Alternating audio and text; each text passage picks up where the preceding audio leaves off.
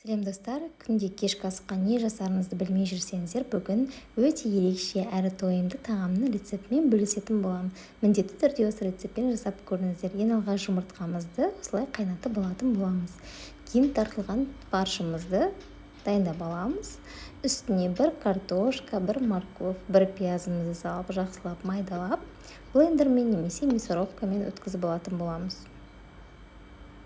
Барлығын жақсылап майдалап, фаршымызға қосатын боламыз. Және достар, менің рецепттерім ұнаса, менің каналыма міндетті түрде тіркеліп, лайк, комментарий басып кетіңіздер. Сіздердің қолдауларыңыз мен үшін өте маңызды. Тұз бұрышымызды салып, жақсылап араластырып, фаршымызды дайындап алатын боламыз. Оған дейін жұмыртқамызда пісіп қалады, оны жақсылап ашып, суытып қойып қоямыз. Оған дейін соусымызды дайындап аламыз. Менде майонез бен кетчуп. Сіздер кез келген өздеріңіз қалаған соусты салсаңыздар болады, және үстіне сәл ғана су қостым.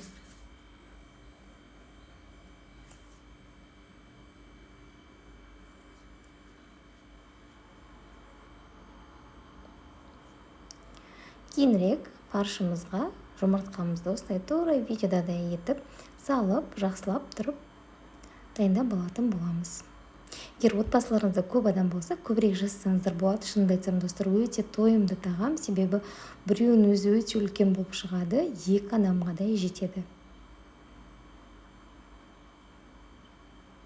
Менде осындай дәу 4 шықты. Барлығын тура осылай видеода етіп жасайтын боламыз.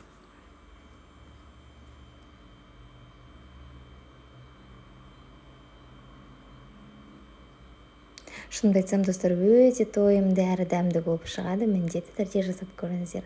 Оған дейін духовкамызды қыздырып қоямыз, және де дайын болған фаршымыздың үстіне осылай соусымызды құйып шығамыз, және барлық жағына тию керек.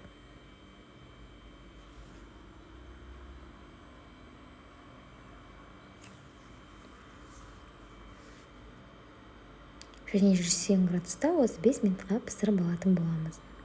Жанына кез келген тағамды жасаңыздар болады. Мен спагетти салдым. Өте дәмді әрі тойымды болып шығады, достар, міндетті түрде жасап көріңіздер. Ас болсын.